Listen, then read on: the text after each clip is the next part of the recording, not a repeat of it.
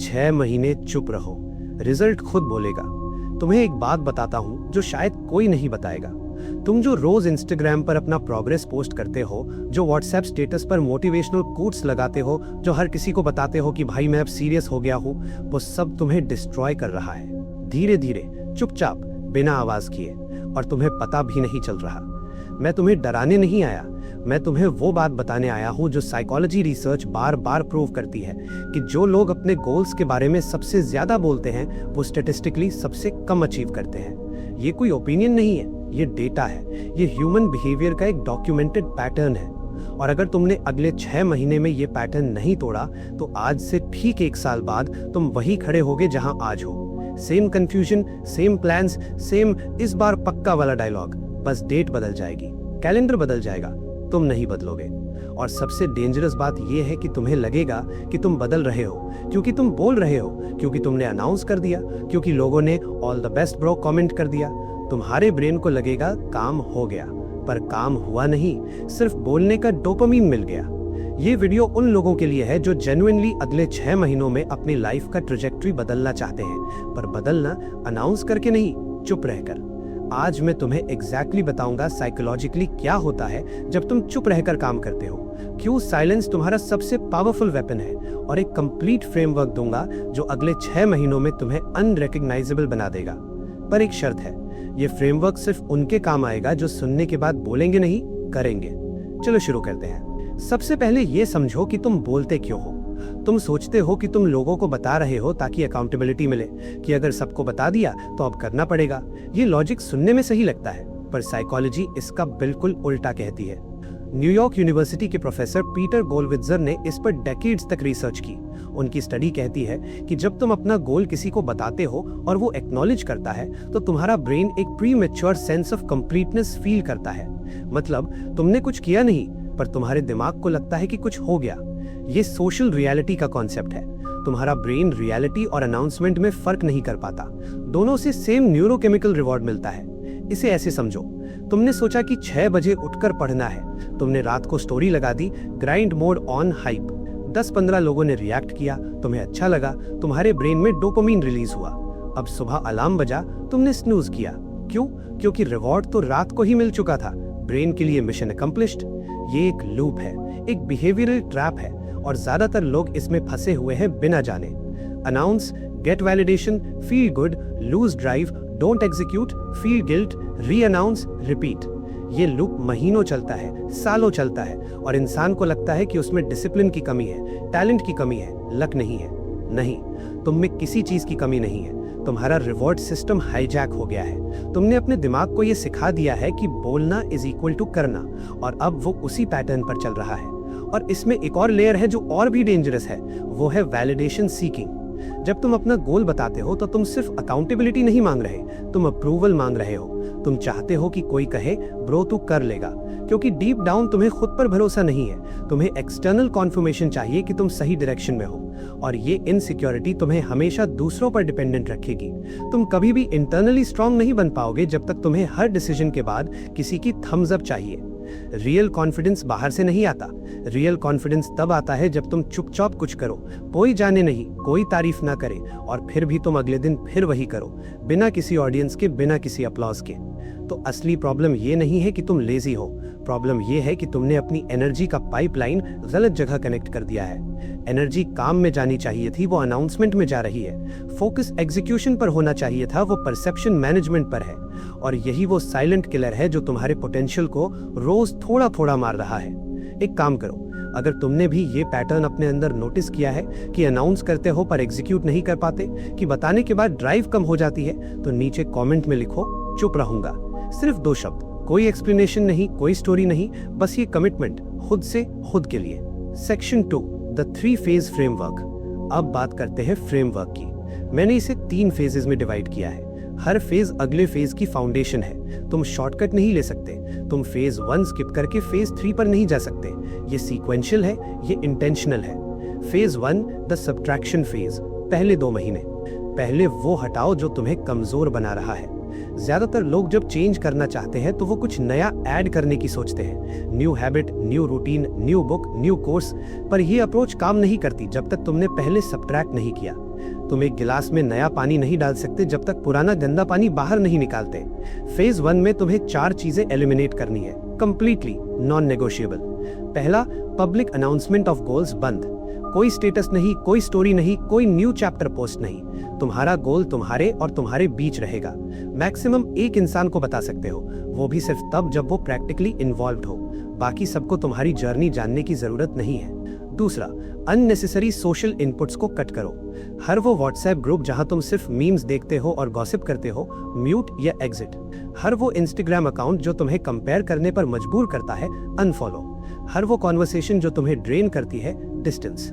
ये क्रूएल नहीं है, ये क्लैरिटी है। तुम्हारा अटेंशन तुम्हारी सबसे एक्सपेंसिव करेंसी है और तुम उसे फ्री में बांट रहे हो उन लोगों को जो तुम्हारे ग्रोथ में 0% कंट्रीब्यूट करते हैं। तीसरा, ओपिनियन शेयरिंग बंद करो।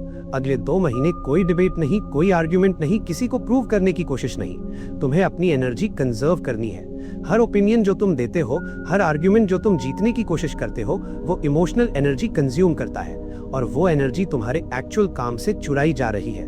चौथा, कंप्लेनिंग बंद करो। ये सबसे हार्ड है पर ये सबसे ट्रांसफॉर्मेटिव भी है। जब तुम कंप्लेन करना बंद करते हो तो तुम्हारा ब्रेन सॉल्यूशंस ढूंढने लगता है। जब तक तुम कंप्लेन करते रहते हो, ब्रेन प्रॉब्लम पर फोकस्ड रहता है।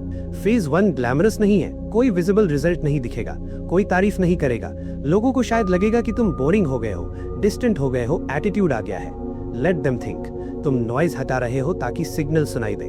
और ये प्रोसेस अनकंफर्टेबल होगी, बहुत अनकंफर्टेबल, क्योंकि तुम्हारा ब्रेन उस वैलिडेशन और स्टिमुलेशन का एडिक्ट हो चुका है। विड्रॉल होगा, रेस्टलेसनेस आएगी, फोमो लगेगा। पर अगर तुम ये 2 महीने सस्टेन कर लेते हो तो तुम्हें एक ऐसी इंटरनल क्लैरिटी मिलेगी जो तुमने पहले कभी एक्सपीरियंस नहीं की होगी। फेज 2, द कंस्ट्रक्शन फेज, महीना 3 और 4। अब वो बिल्ड करो जो तुम्हें दिखना चाहिए। फेज 1 में तुमने स्पेस बनाई, अब उस स्पेस में सिस्टम बनाना है। और यहाँ एक बहुत इंपॉर्टेंट डिस्टिंक्शन है, मोटिवेशन वर्सेस सिस्टम। मोटिवेशन एक इमोशन है, वो आती है जाती है, तुम उस पर रिलाई नहीं कर सकते। ये ऐसे है जैसे तुम वेदर पर डिपेंड करो कि ऑफिस जाना है या नहीं। बारिश हो तो नहीं जाओगे, नहीं ना? तो मोटिवेशन हो या ना हो, सिस्टम चलना चाहिए। फेज 2 में तुम्हें 3 सिस्टम्स बिल्ड करने हैं। System 1, non negotiable daily block. दिन में मिनिमम 3 घंटे का एक ब्लॉक फिक्स करो जो सिर्फ तुम्हारे प्राइमरी गोल के लिए है।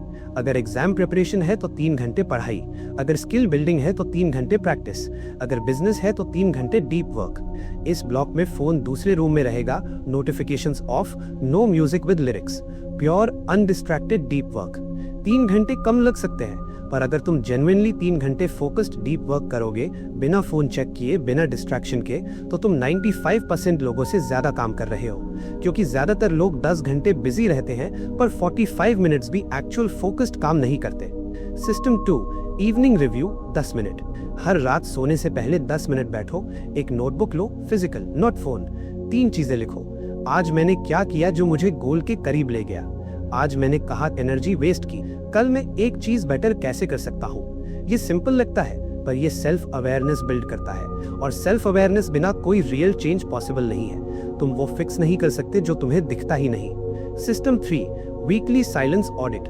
हर संडे को 30 मिनट बैठकर ऑनेस्टली इवैल्यूएट करो, इस हफ्ते मैंने कितनी बार अपने गोल के बारे में बात की, कितनी बार किसी को बताने का अर्ज आया, कितनी बार वैलिडेशन सीख किया।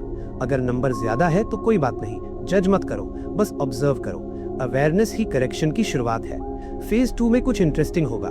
तुम्हें लगेगा कि प्रोग्रेस स्लो है, कि इतना काम कर रहे हो पर रिजल्ट्स नहीं दिख रहे। ये नॉर्मल है और ये एग्जैक्टली वो पॉइंट है जहां 90% लोग क्विट करते हैं। वो सोचते हैं शायद ये मेरे लिए नहीं है, शायद मुझ में कुछ कमी है, शायद अप्रोच गलत है। नहीं, ये कंपाउंड इफेक्ट का नेचर है। रिजल्ट्स एक्सपोनेंशियल होते हैं, लीनियर नहीं। पहले 60 to 70% एफर्ट इनविजिबल ग्रोथ में जाती है, फाउंडेशन बनता है, न्यूरल पाथवेज फॉर्म होते हैं, डिसिप्लिन मसल डेवलप होती है। ये सब दिखता नहीं पर बन रहा है। जैसे बांस का पेड़ 4 साल जमीन के अंदर रूट्स फैलाता है, ऊपर कुछ नहीं दिखता, फिर 5वें साल में 90 फीट बढ़ जाता है 6 हफ्तों में। तुम अभी रूट्स बना रहे हो, ग्रोथ आएगी पर ऊपर तभी जा पाओगे जब नीचे मजबूत होगा। फेज 3, द आइडेंटिटी फेज, महीना 5 और 6।